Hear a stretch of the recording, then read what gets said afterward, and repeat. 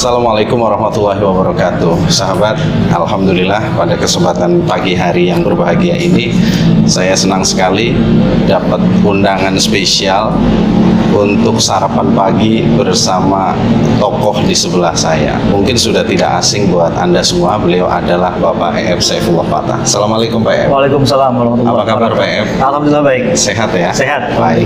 Mungkin saya ingin menyapa sahabat semuanya bahwa beliau ini kalau kita lihat track recordnya sudah tidak diragukan lagi di level nasional. Amin, amin. Salah satu profesi atau karir beliau dulu adalah pernah aktif di redaktur Republika kalau tidak salah Pak Ip. Litbang Redaksi. Oh, Litbang Redaksi Republika, kemudian juga ada pernah menjabat sebagai anggota MPR RI. Ya. Betul Pak Ip ya? Betul. Dan juga di level perpolitikan nasional beliau sudah tidak asing. Tapi kesempatan pagi hari ini Pak Ip, saya tidak berbicara masalah politik secara khusus gitu ya. Saya ingin mengulik tentang kesuksesan Pak Ep nih. Banyak tokoh muda yang harus tahu nih, khususnya generasi muda, khususnya adalah mahasiswa STAI Bani Saleh. Karena kebetulan saya di Sekolah Tinggi Agama Islam Bani Saleh, Pak Ep, dan di sana kami mendidik para calon pendidik. Jadi kami mendidik para calon pendidik di mana mereka nanti akan terjun ke masyarakat. Saya ingin memberikan inspirasi kepada teman-teman mahasiswa bahwa kita sebagai generasi muda Indonesia itu juga bisa sukses sebetulnya Pak Ep ya. Nah mungkin berkaca dari karir Pak Ep ini, mungkin apa yang bisa di-sharing dari Pak Ep kepada semua teman-teman? Kita netralkan dulu judulnya. Judulnya bukan berbicara tentang sukses saya, tapi bicara tentang perjalanan saya. Apakah itu sukses atau tidak, biarkan nggak usah didefinisikan. Oh gitu ya. Karena setiap orang mungkin punya ukurannya masing-masing. Betul. Buat orang yang ukurannya misalnya punya rumah 10, punya gedung di mana-mana, saya tidak sukses. Betul. Tapi buat orang yang ukuran suksesnya adalah punya kendaraan roda 4 gitu, termasuk salah satu lah kira-kira begitu. Jadi perjalanan saya, yang menurut saya penting itu adalah sebetulnya kita itu tidak dibentuk semata-mata atau hanya oleh tempat kita lahir, lingkungan tempat kita tinggal, oleh apa yang ada di sekitar kita. Pertama-tama dan terutama kita dibentuk oleh diri kita. Saya lahir di Kampung Babakan, yang dari kota Bekasi saja jauh sekali, apalagi zaman dulu waktu tahun 60-an ketika saya lahir, tahun 70-an ketika saya mulai sekolah, tahun 80-an ketika saya SMP dan SMA. Cibarusah atau Kampung Babakan itu jauh sekali. Saya dengar waktu itu beberapa jin menolak membuang anaknya ke sana karena kejauhan. Saking jauhnya itu. Jadi mereka menolak membuang anaknya ke sana. Jadi tetap, dan saya juga bukan datang dari keluarga kaya. Ayah saya guru SD. Kalau kaya hati insya Allah tapi kaya dalam pengertian seperti yang didefinisikan orang tidak. Kami berdelapan, kakak saya 7, kebetulan perempuan semua. Saya laki satu-satunya, bungsu. Dan ayah saya mengajar itu semenjak tahun 42 ya. Sebelum merdeka. Waktu itu masih sekolah rakyat namanya. Luar biasa. Sampai kemudian pensiun kira-kira ketika saya kelas 4 SD lah. Itulah lingkungan tempat saya tinggal di satu daerah yang namanya Cibarusah, yang toko buku saja tidak ada. Jauh ya. Jauhnya tuh bukan main-main. Ke pusat buku itu jauh ya. Jauh. Kalau saya dulu waktu masih SD, sesekali diajak cari buku, itu ke toko buku pertama di kota Bekasi, di pusat pertokoan Bekasi, mengarah ke alun-alun, mengarah ke bulan-bulan itu. Ada jembatan. Nah, sebelum jembatan itu sebelah kiri kalau dari arah sini itu ada toko buku pertama. Betul. Nah, itulah tempat saya dulu diajak ayah membeli 1 atau 2 buku kalau ada uang. Sementara di Cibarusah yang ada itu adalah toko kitab. Kitab-kitab kuning, Al-Quran. Lalu kemudian kalaupun ada yang bukan kitab kuning dan Al-Quran, biasanya komik surga dan neraka itu yang membuat orang ngeri membacanya, karena ada orang disetrika, ada orang digantung, ditusuk pakai besi panas kayak gitu. Nah, itulah situasi saya. Tetapi saya tidak merasa bahwa itu hambatan. Saya lulus SD dan madrasah ibtidaiyah. Jadi pagi SD, siang saya madrasah ibtidaiyah. Terus kemudian SMP juga di Cibarusa. Baru SMA saya ke SMA 1 Bekasi, yang bisa dibilang sebagai pusat kota. Sekalipun kemudian diledek-ledek oleh orang Jakarta kan. Kata orang Jakarta, kalau dari Bekasi, kalau mau meeting hari Senin, perginya hari Jumat, ya kan gitu. Suka diledek begitu. Ada kan. cok begitu ya. Iya. Nah jadi saya datang dari tempat yang semacam itu. Kalau setelah lulus SMA? Setelah lulus SMA, saya ke jurusan ilmu politik FISIP UI. FISIP UI. Jadi saya masuk tahun 87. Dan dulu kalau tidak salah sempat menjadi ketua apa lembaga? Ya, saya jadi ketua OSIS itu sejak SMP. Sejak SMP. SMP ketua OSIS, SMA ketua OSIS. Ya. Kalau di SD saya adalah pratama gugus depan saya. Yang pertama waktu saya kelas 5. Ya. Jadi saya menjadi pemimpin di urusan sekolah itu dengan teman-teman itu dari kelas 5 SD. Pratama gugus depan. Terus kemudian SMP ketua OSIS, SMA ketua OSIS, kuliah saya menjadi ketua umum senat mahasiswa di fakultas saya FISIP UI. Fakultas FISIP UI. Lalu kemudian menjadi, dulu belum ada BEM. Belum ada BEM. Belum ada senat mahasiswa UI belum. Saya adalah angkatan terakhir sebelum lahirnya senat mahasiswa UI. Tapi waktu itu sudah ada organisasi praserat senat mahasiswa UI namanya Forum Komunikasi Ketua Senat dan Ketua BPM se-UI, dan saya ketuanya. Oh gitu ya. Namanya dulu bukan ketua tapi koordinator. Luar biasa. Nah, kalau saya perhatikan tadi dari penjelasan Pak Ep bahwa SD ketua gugus pratama, kemudian SMP ketua OSIS, SMA ketua OSIS, kemudian di universitas juga ketua senat. Nah, itu pertanyaan saya sederhana. Itu kan leader ya. Leader itu bakat atau memang diciptakan? Tidak ada orang yang langsung berbakat jadi pemimpin. Kepemimpinan itu adalah karakter yang harus dibentuk, dipelajari, dibentuk, dijalani. Itu yang paling penting. Tidak ada orang yang jadi pemimpin karena buku. Tidak ada orang yang jadi pemimpin karena kelas. Orang harus jadi pemimpin menginjakkan kakinya di tanah, bekerja, melakukan sesuatu. Dan saya merasa itu bahwa ternyata pengalaman berorganisasi sejak kecil itu membentuk sesuatu pada saya. Salah satunya misalnya, kalau kamu melakukan sesuatu, tanggung jawab. Kalau ada orang membantu mau melakukan kesalahan, ambil tanggung jawab ketika kau memimpin mereka. Lalu kemudian kalau ada masalah, jangan tunda, cepat selesaikan. Lalu kemudian kalau ingin mengatasi masalah dengan mendasar, mulailah dari tingkat yang paling dasar, yaitu gagasannya. Orang harus mau berpikir untuk jadi pemimpin. Orang harus mau berkata dengan tepat dan benar untuk jadi pemimpin, dan seterusnya. Nah, pelajaran panjang itu membuktikan kepada saya bahwa kepemimpinan itu ternyata menuntut 3 unsur. 1 benar, dua baik, tiga kuat. Benar, baik, kuat.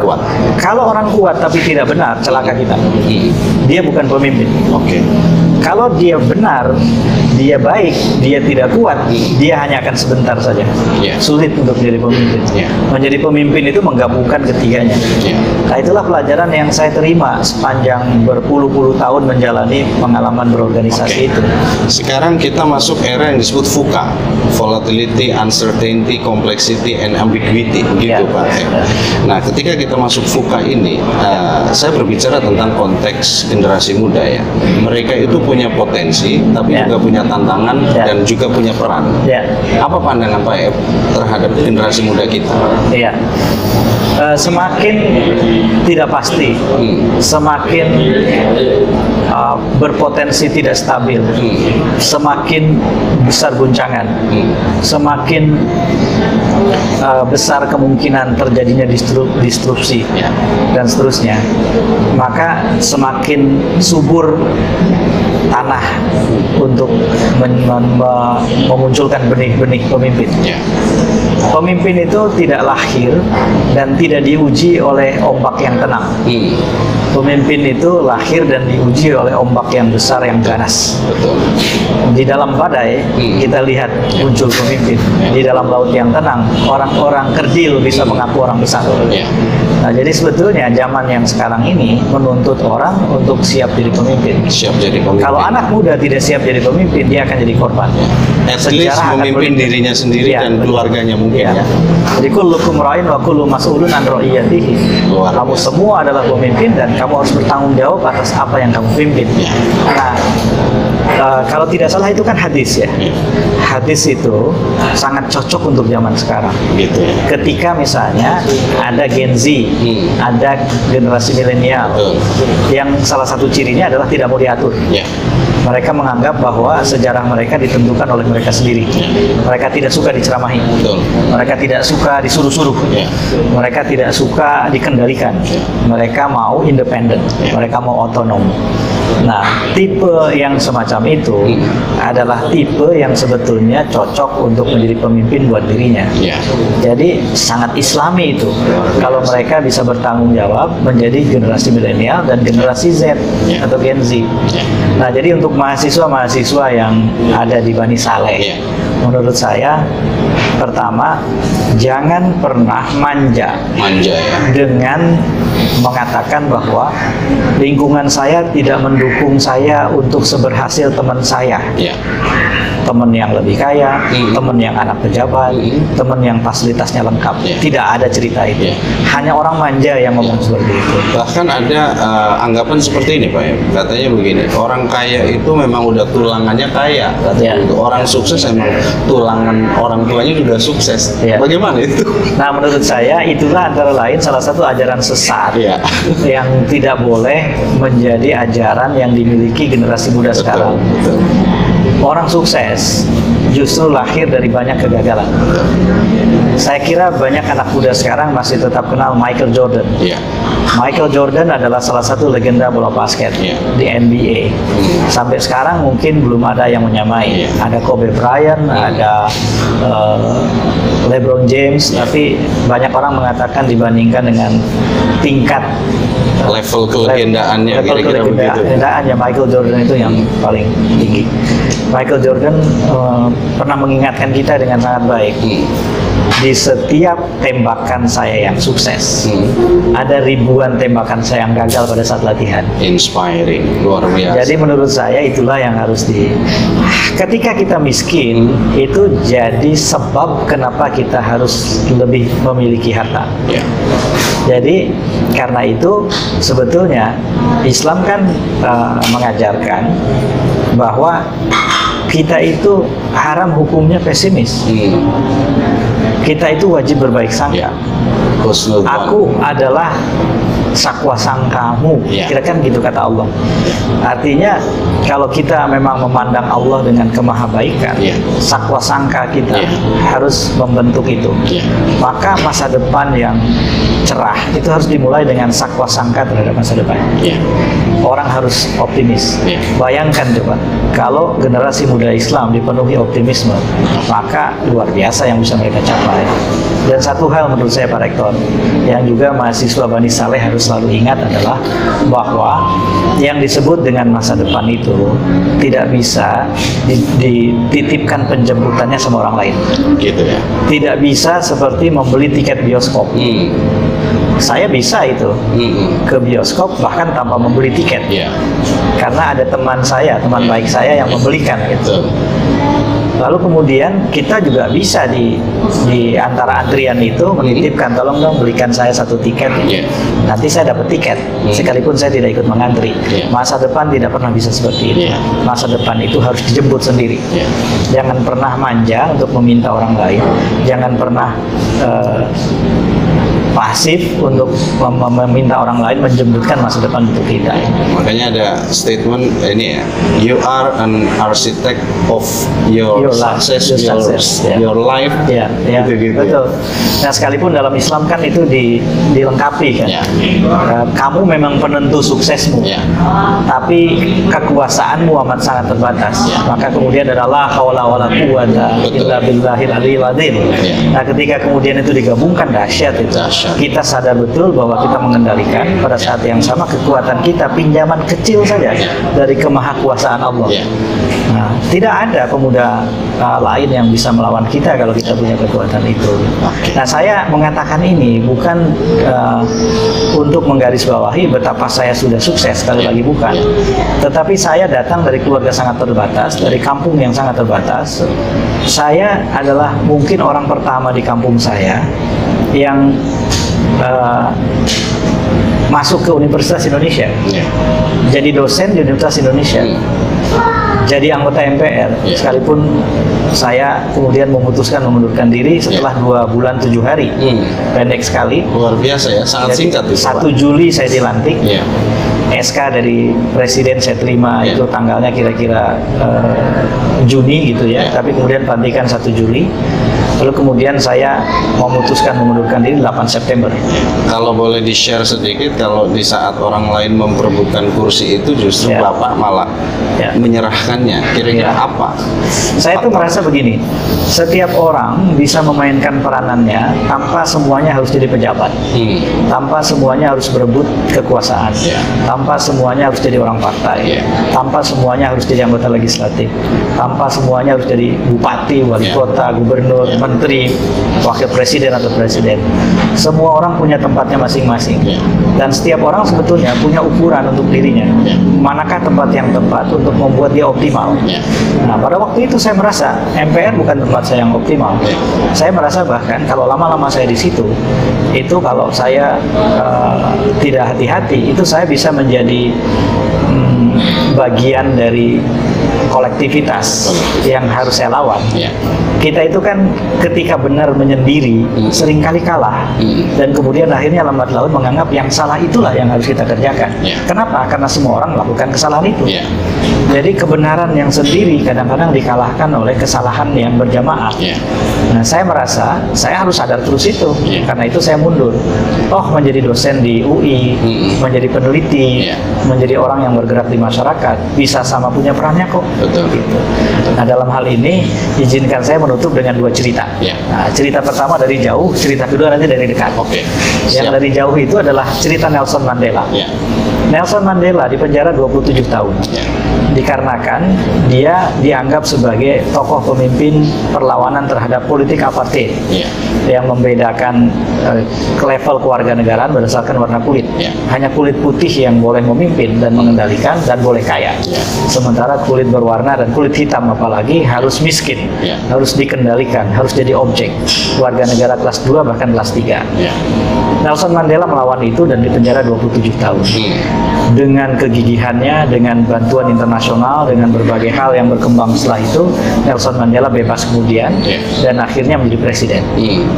Pada waktu Nelson Mandela jadi presiden, kalau saja dia mau dalam pemilihan presiden berikutnya, dia akan dengan gampang terpilih lagi. Kalau dulu waktu saya sekolah di Amerika, salah satu teman saya itu adalah mahasiswa jurusan lain. Saya politik, dia sosiologi, dan dia dari Afrika Selatan. Dalam kata-kata bercanda dia, teman saya ini, orang Afrika Selatan, kalau ada 10 orang Afrika Selatan ditanya, siapa calon presiden yang mau mereka pilih? 12 orang itu milih Mandela. Luar biasa. Jadi 10 yang ditanya, 12 milih Mandela. Saking populernya gitu. Tapi apa yang terjadi? Nelson Mandela menolak. Nelson Mandela menolak jadi presiden lagi. Dan ketika ditanya oleh beberapa jurnalis, dia menjelaskan dengan amat sangat inspiring, sangat menginspirasi. Dia bilang, kemuliaan seseorang tidak ditentukan oleh tempatnya, tidak ditentukan oleh kekuasaannya. Seorang presiden yang tidak bertanggung jawab tidak mulia, tapi warga negara biasa yang bertanggung jawab sangat mulia. Izinkan saya, kata Mandela, menjadi warga negara biasa Afrika Selatan, tetapi saya akan bertanggung jawab. Luar biasa. Itulah janji saya. Dan dengan begitu Nelson Mandela mengajarkan kepada kita memuliakan diri, memuliakan sekitar, memuliakan lingkungan. Itu tidak harus dengan mengendalikan, tidak harus dengan berkuasa gitu. Itu satu. Nah, cerita yang kedua dari dekat, ayah saya almarhum. Pada saat ayah beberapa tahun setelah pensiun, pimpinan Dolog Bekasi itu diberhentikan. Konon pada waktu itu karena ada masalah penyelewengan tertentu ya. Saya tidak tahu ya, saya tidak mau terlalu memvonis yang bersangkutan ya. Sudah almarhum saya yakin orangnya. Lalu kemudian paman saya, jadi paman saya ini adik bungsu ayah saya, itu adalah kepala bagian kalau sekarang HRD di kabupaten, pemerintah Kabupaten Bekasi. Lalu kemudian diminta oleh bupati pada waktu itu, tolong carikan, saya tidak mau tokoh, saya mau orang yang jujur. Tiba-tiba di antara banyak nama itu ayah saya diusulkan. Ayah saya adalah pensiunan kepala SD. Diminta jadi penilik tidak pernah mau karena dia passionnya mengajar. Tidak mau meninggalkan sekolah. Jadi dari tahun 42 sampai dengan tahun 70 sekian itu ayah menjadi PNS, selalu di sekolah, tidak pernah pergi. Ayah saya ditawari jadi kepala Dolog Bekasi. Padahal prestis ya, sebuah jabatan. Prestis dan seterusnya. Lalu kemudian saya masih ingat itu, saya kalau tidak salah itu kelas 5 SD. Kami, saya dan beberapa kakak yang masih ada, karena 7 kakak saya, sebagian besar sudah pergi dari rumah, sudah menikah. Nah, yang masih ada beberapa, dikumpulkan oleh ayah. Di depan ibu dan kami, ayah bilang bahwa saya ngumpulin kalian ini mau minta maaf.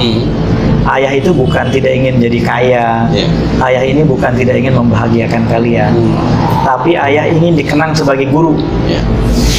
Ayah saya sampai sekarang dipanggil Mang Guru, Wak Guru, Ki Guru, Pak Guru, sampai dengan hari ini. Nah, kata ayah, karena itu mohon maaf, ayah tolak tawaran untuk menjadi kepala Dolog Bekasi ini, karena kemungkinan ayah tergoda sangat besar. Kemungkinan kemudian ayah menjadi orang lain sangat besar. Apalagi kita tidak pernah tahu kapan kita mati gitu ya. Kalau dalam keadaan tergoda kemudian ayah mati, kalian rugi semua punya ayah seperti itu. Peristiwa itu membekas sekali buat saya. Dan ketika ayah meninggal, pada saat 40 harinya kami membuat Yasin, itu saya tulis di kata pengantar. Nanti saya kirim ke Pak Rektor. Siap. Kata pengantar saya tentang ayah itu agak panjang, termasuk cerita episode ini. Oh gitu. Jadi episode ayah menolak jadi kepala Dolog dikarenakan ingin dikenang sebagai guru. Jadi ketika saya ditanya tadi soal kenapa kok jabatan yang sebegitu tinggi anggota MPR itu ditinggalkan, saya diajari ayah begitu. Saya membaca Nelson Mandela. Itulah fungsi dari pendidikan yang membentuk. Saya tidak mengaku orang baik, saya tidak mengaku orang hebat, tidak. Tapi saya merasa bahwa ketika saya mau melakukan kekeliruan, pendidikan itulah yang biasanya jadi alarm. Oh iya, dulu guru saya pernah bilang begini ya. Dulu guru agama saya bilang begini. Atau jangan-jangan teori bahwa sejarah adalah sebuah proses pengulangan itu benar adanya, Pak? Oh iya, kalau itu ya. Ayah dulu begini, kemudian anak begini. Iya betul. Dalam pengertian baik dan buruk. Karena kemudian banyak sekali koruptor, jangan-jangan dibentuk dalam rumah koruptor. Banyak penyeleweng kekuasaan yang dibentuk di rumah-rumah penyelewengan kekuasaan. Luar biasa. Jadi ini pentingnya kita selalu mengingatkan bahwa ketika pendidikan berlangsung pada seseorang, bekasnya itu tidak akan pernah hilang gitu. Nah, karena itu prinsip saya adalah semua orang adalah guru, sekolahnya alam semesta. Itulah prinsip saya. Jadi kita bisa belajar dari siapapun, dan dengan belajar itu rasanya kita akan makin memperbaiki diri. Kalau saya sering menyampaikan kepada teman-teman mahasiswa dengan bahasa yang sedikit berbeda, Pak. Saya sampaikan bahwa yang menentukan Anda sukses atau tidak bukanlah ruang kelas, tetapi lapangan dan alam semesta inilah yang akan menentukan Anda sukses atau tidak. Kira-kira begitu, Pak. Saya mau cerita nih, cerita yang menurut saya tiba-tiba ingin saya ceritakan. Saya sekarang sedang komunikasi dengan teman yang dulu sebetulnya teman kuliah. Sangat intens kami komunikasi karena ada urusan-urusan yang membuat kami komunikasi. Dia baru tahu loh bahwa ketika saya jadi ketua senat FISIP UI, saya itu sering kehabisan uang pulang ke Cibarusah sampai Cilengsi. Saya itu numpang truk. Oh, lewat ini ya, Cibubur Junction kan ya? Depok, dari Depok kan Cibinong Citerep nggak lewat Cibubur. Oh, nggak lewat Cibubur. Jadi kan dari dulu belum ada jalan itu. Oh, belum jalan ada ya? pintas Cilengsi Cibubur belum ada. ya? Transyogi belum ada ya? waktu saya kuliah. Ya. Jadi Depok, Cibinong, Citerep, Cilengsi. Ya. Sampai di Cilengsi sudah tidak ada lagi mobil umum ke Cibarusah. Ya. Kan masih dua jalur, masih dua trayek tuh. Ya. Saya ikut yang ke Jonggol, harusnya turun di Cibucil, dari Cibucil ke Cibarusah. Ya. Itu sudah tidak ada, karena saya biasanya sebagai ketua senat berkegiatan sampai malam. Ya. Tapi saya kangen sama ibu, kangen sama bapak, saya harus pulang. Ya. Pas liburan, biasanya hari Sabtu tuh, karena besoknya hari Minggu libur. Sabtu malam saya pulang, sampai Cilengsi sudah tidak ada mobil. Maka saya menunggu truk. Luar biasa. Kemudian ikut truk, minta diturunkan di Cibucil. Iya. Dari Cibucil saya naik ojek tanpa punya uang sampai rumah tengah malam atau dini hari saya ketok-ketok rumah. Pak, ada uang nggak Pak? Bayar ojek. Itu sering betul saya. Nah, teman-teman kuliah saya di UI kan ngelihat saya baik-baik aja. Iya. Tidak ada masalah tidak kayak pernah gitu. terekspos ya. Terus mereka heran, kok kamu punya masalah begitu? Nah, itu salahnya. Buat saya itu bukan masalah. Ya. Saya tidak pernah itu menganggap masalah. Betul. Saya gara-gara naik truk tidak punya uang tuh terpuruk gitu. Wah, yang lain kok mereka punya mobil sendiri, UI gitu loh. Punya mobil sendiri punya. Kayak saya nggak pernah menganggap masalah. Nah, itulah bedanya barangkali. Satu lagi Pak, saya sering ikut seminar-seminar motivasi ya, bahwa ternyata salah satu hal yang menyebabkan orang Indonesia itu banyak masalah, karena dia sering bilang bahwa, waduh ada masalah ini, harusnya diubah katanya. Aduh, saya punya tantangan nih. Kira-kira seperti itu. Jadi mengganti kata masalah dengan sebuah tantangan atau challenge begitu ya Pak. Iya. Atau dalam alam pikiran selalu jadi satu paket, masalah solusi. Masalah solusi. Betul. Jadi itu juga cara lain sebetulnya. Setiap kali kita melihat masalah, maka pada saat yang sama kita langsung mikirin apa solusinya. Nah, yang membuat seringkali orang itu terpuruk adalah dia tidak mencari solusi. Akhirnya dia terjebak menjadi bagian dari masalah. Luar biasa. Terima kasih banyak Pak M. Saifullah Fattah ya atas bincang-bincangnya dan tentunya undangan breakfastnya. Terima kasih banyak. Ya, sama-sama. Dan mungkin satu kata buat mahasiswa saya atau satu kalimat saja buat mahasiswa agar mereka termotivasi. Apa kira-kira, silakan bisa langsung menyampaikan aja. Ya, untuk seluruh mahasiswa di sekolah-sekolah tinggi Bani Saleh, Bekasi, saya ingin mengulang ajaran ayah saya saja. Bermimpilah, karena dengan bermimpi kita sudah setengah langkah untuk punya cita-cita. Bercita-citalah, karena dengan bercita-cita kita sudah setengah langkah untuk punya rencana. Berencanalah dengan baik, karena dengan berencana secara baik kita sudah setengah langkah menuju ikhtiar atau kerja keras. Lalu kemudian berikhtiarlah, karena tidak pernah hasil itu berkhianat pada ikhtiar kita. Luar biasa. Dengan itulah ya, antara lain saya berharap teman-teman, adik-adik, para mahasiswa Bani Saleh bisa menjemput masa depan, membuat besok kalian dan keluarga kalian lebih baik dari hari ini, dan hari ini lebih baik dari kemarin. Ya. Terima kasih banyak. Sama-sama. Kita doakan bersama, mudah-mudahan beliau tetap sehat. Amin, amin. Sama-sama, dan tetap menebar manfaat untuk kita semuanya. Amin. Terima kasih. Terima kasih banyak Pak. Assalamualaikum warahmatullahi wabarakatuh. Waalaikumsalam warahmatullahi wabarakatuh.